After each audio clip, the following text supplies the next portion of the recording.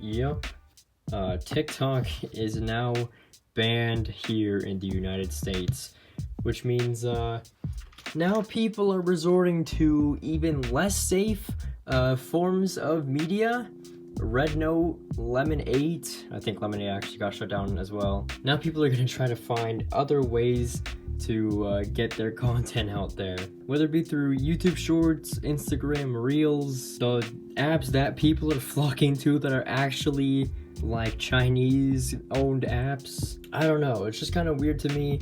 Every video I really made on TikTok was already posted on Instagram or YouTube Shorts either way, so it's not that much of a loss, but I was getting a lot more views on TikTok than I was on YouTube Shorts or Instagram Reels. There's also people saying that CapCut's getting banned, and that's gonna really suck for a lot of small editors and like small content creators in general, because they probably don't have a lot of options for editing software.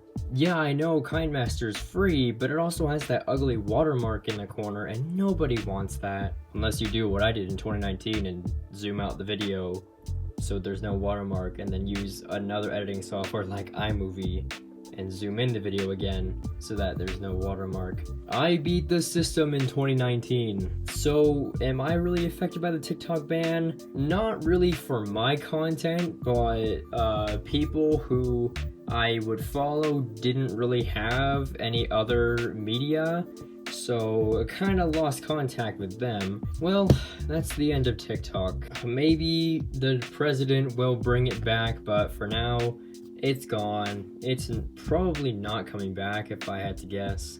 But maybe I'm wrong, and use this video to prove me wrong. Use that clip right there. But yeah, thank you guys for watching this video. If this is how you found out TikTok got banned, I'm sorry. TikTok is banned in the US now. I'll see you guys in the next one.